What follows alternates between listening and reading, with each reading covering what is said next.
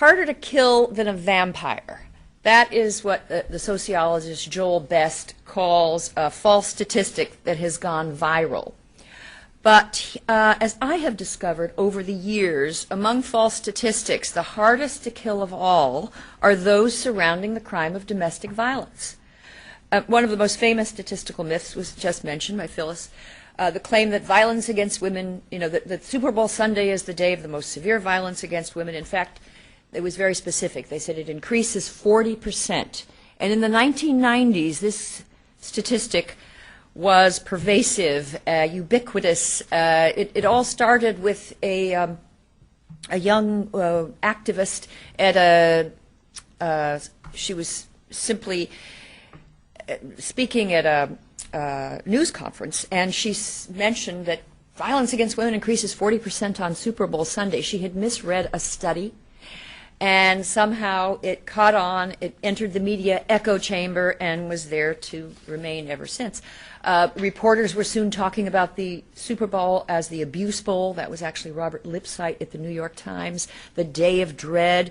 NBC ran a public service announcement during the Super Bowl Classic, 1993, urging men to remain calm during the game. In this roiling sea of media credulity, one lone journalist, Ken Ringle, decided to check the facts. He was just interested because he thought during Redskins games the city got very quiet, and he was interested, how could there be this outburst of violence?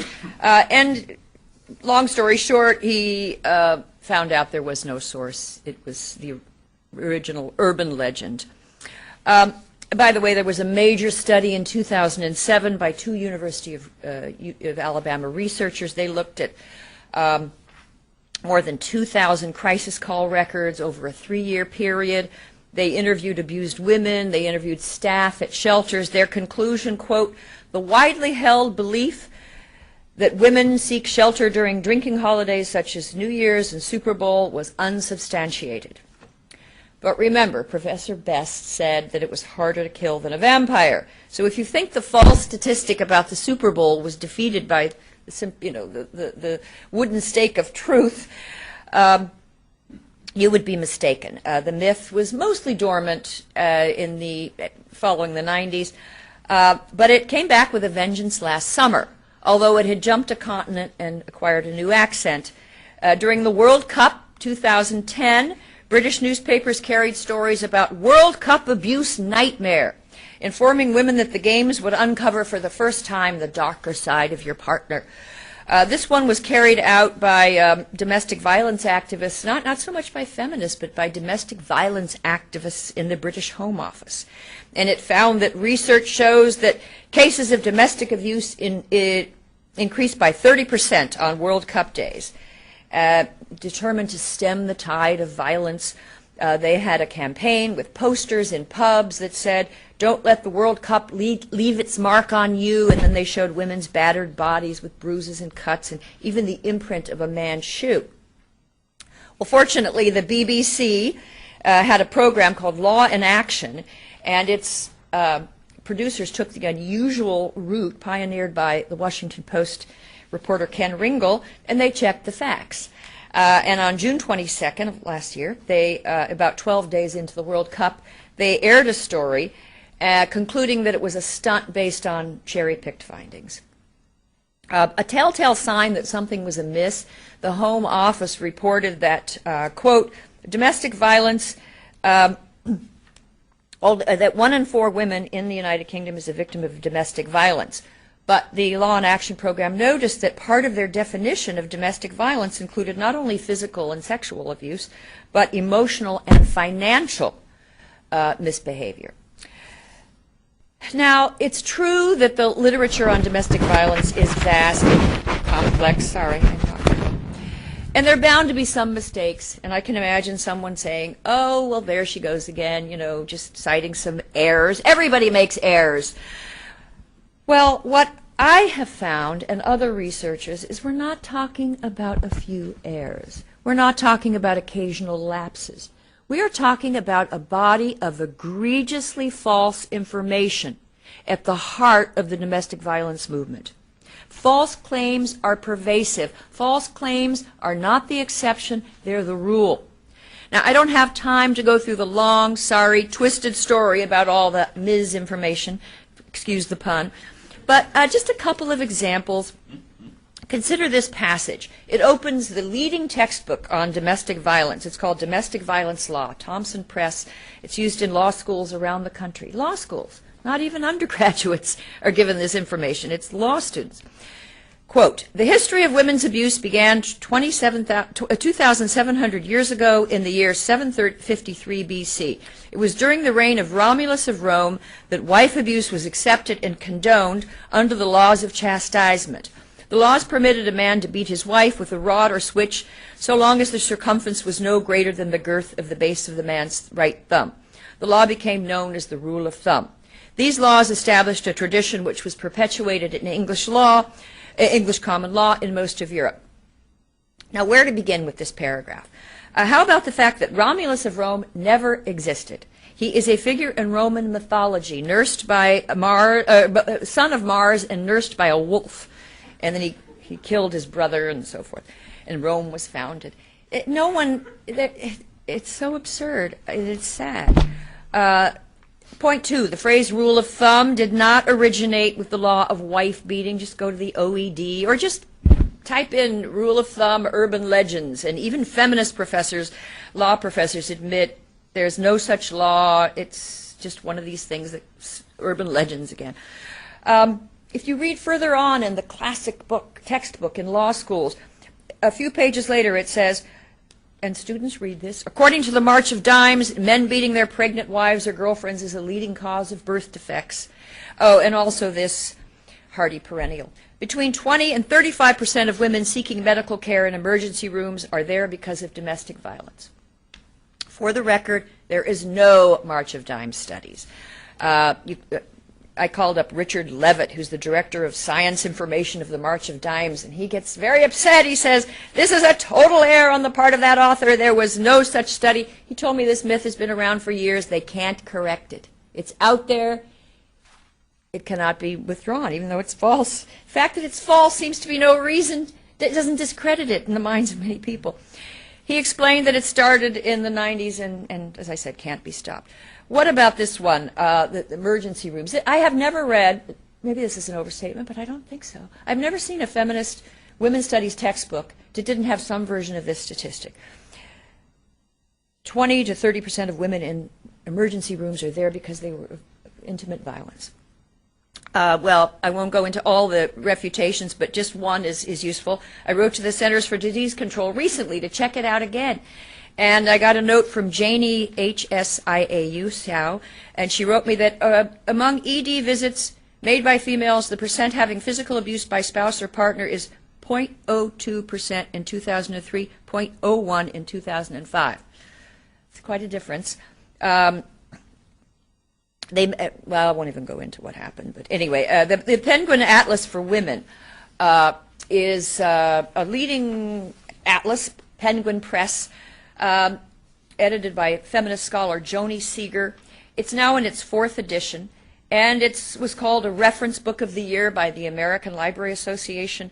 When it first appeared, no one should be without this book, said feminist icon Gloria Steinem. A wealth of fascinating information, said the Washington Post. Fascinating, perhaps, but the information is false, much of it, not all of it, but most of it to do with domestic violence. And I just want to mention that they have one color-coded map in this atlas, which is used in classrooms all across the country. And on this map, it shows how women are, this isn't about domestic violence, but it's very revealing. It shows how women are kept in their place by restrictions of mobility, dress, and behavior. Now, somehow, the United States, in this atlas, comes out looking as bad in terms of women's freedom and, being kept in their place.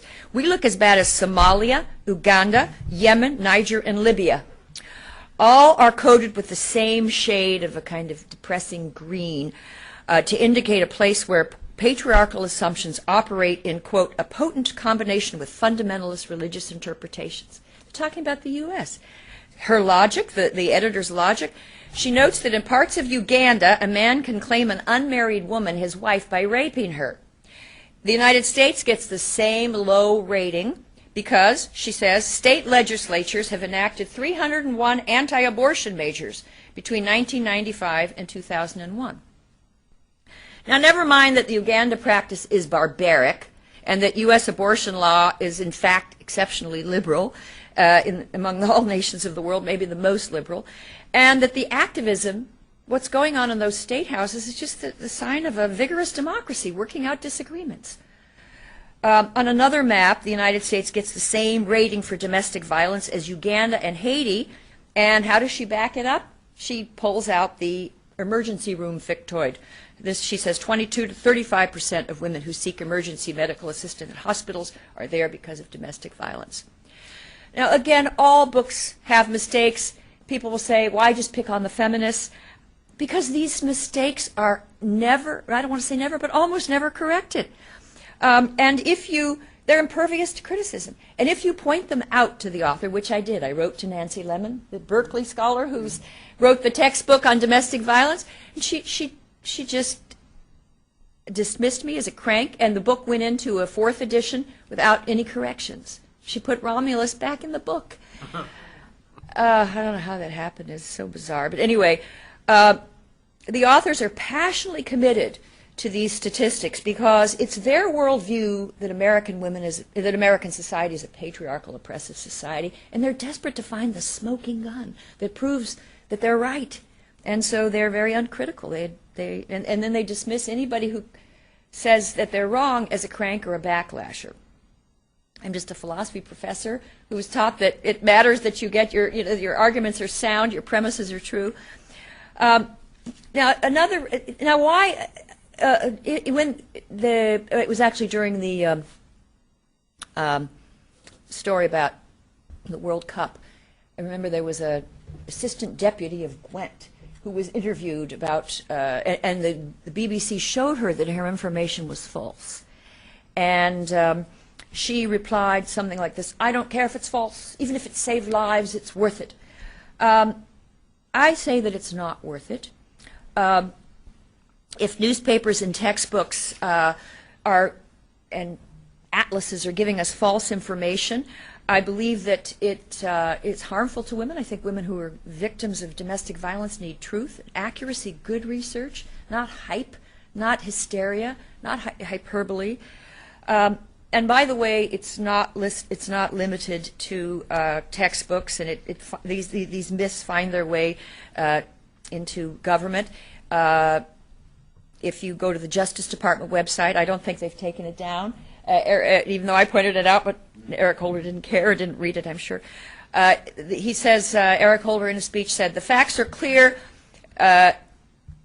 Intimate partner violence is the leading cause of death of African American women 15 to 45. In the old days, the feminists would say it was the leading cause of death of all women. Now he's moved it to African American women. It's all false. It's a horrifying statistic, but it's not true. According to the Centers for Disease Control, the leading cause of death for African American women is pretty much, in that age group, is what it is for most women: heart disease, unintentional injuries like car accidents. Homicide is well down the list of causes. Now, every death of an African American woman from intimate violence is a horrifying tragedy, but it's far fewer, vastly fewer than what Eric Holder said. I just don't know how these women are helped by this kind of outrageous exaggeration. But as I said, they went to this deputy chief constable from the town of Gwent, and she said, if it has saved lives, it's worth it. 3 quick reasons why it's not worth it. First of all, as I said, misinformation is going to lead to bad policies. As I said, that women need good information. Worse, if you promulgate these false statistics, as the women's groups have been doing for years, I think that it leads to prejudice. I think it leads, and I was kind of a feminist in the early 70s because I didn't like male bullies. I still don't like misogyny when I see it. But I don't see that much of it anymore. I see misandry in the culture at large. And of course, there's misogyny in little pockets of troglodytes out there. But misandry is widespread. I see it everywhere. And I think that it's been fed by these, I can only call them hate statistics, these false manufactured statistics that implicate the average guy in a social atrocity. I mean, what's more average than a man sitting watching the Super Bowl, and somehow they cast suspicion over all men? And by the way, if you want the truth about domestic violence, and Phyllis already mentioned this, it's a very serious problem for a small percentage of American women. It happens at the same levels in gay couples as it does heterosexual. It's a pathology of intimacy, not patriarchy, not in this society. There are societies where it's a manifestation of patriarchal oppression, not here. And policemen will tell you they go to the same houses weekend after they call them the Saturday night brawlers, and women and men go after each other. She throws something. Well, there are many different types of domestic violence, but it's not what the women's groups say. And again, I could just question how this is going to help. So it leads to bad policy. It leads to mean-spiritedness towards men. Just one example to think about. What happened to those young men? It's an extreme example, but it's representative. It's emblematic of the misandry in the land. Those young men at Duke University who were falsely accused of rape, and they were put through a modern-day witch hunt. And I remember this young man, because I had sons that age at the time. They were suffering in this way, and I remember the father of the boy, when Nifong, this rogue prosecutor, read the charges. We're going to indict you for rape. The father collapsed. And I can see we think of girls as so fragile, but your boys also, to be subject to that kind. And the campus was so cruel and indifferent. And 80 professors, I will never forget, they signed a kind of a petition and published it in the school newspaper, basically calling the boys guilty. So there's that mean-spiritedness. And finally, and this is very, very different direction, but I think it's worth pondering, and I'll end with this. Worst of all, I think the misinformation implicates our society. American society, British society, we're far from perfect. But long ago we decided that brutality against women will not be tolerated. It's been against the law. By contrast, there are places in the world where women are not protected. In the Islamic Republic of Iran, for example, it's legal to bury an adulterous woman up to her neck and stone her. But last year they were granted a seat at the United Nations Commission on the Status of Women, and there was a lot of protest, and the Iranian president, Mahmoud Ahmadinejad, defended the decision, noting that Iranian women are actually better off than women in most parts of the world. He said, "What is left of women's dignity in the West?" And he then came up with a statistic to drive home his point. He said, in Europe, almost 70% of housewives are beaten by their husbands. Maybe he got it from the Penguin Atlas of the world. Now that was a self-serving untruth. I don't know where he got it. But Western women, with few exceptions, are safe and free. Iranian women are not. Officials like Attorney General Holder, the Deputy Constable of Gwent, the activists and journalists who promulgated the Super Bowl hoax, the people who write these atlases, these textbooks, they unwittingly contribute to this twisted deception. So I'm going to end by suggesting the following rule of thumb. Victims of intimate violence are best served by truth. And one other item, I think Eric Holder should correct his department's website immediately. Thank you.